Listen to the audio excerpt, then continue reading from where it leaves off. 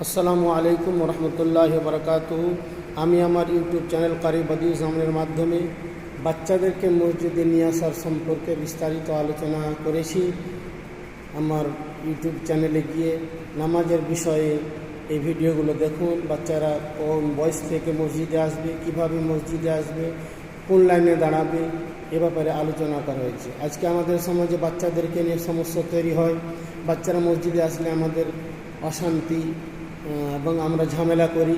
সে বিষয়ে দয়ার নবীজি কি হাদিস রয়েছে, শরীয়তের কি বিধান রয়েছে, এগুলো বিস্তারিত আলোচনা করা হয়েছে, যাতে করে আমরা আমাদের জেনারেশনকে, আমাদের বাচ্চাদেরকে নবীর আশিক ও দিওয়ানা বানাতে পারি, নামাজি বানাতে পারি।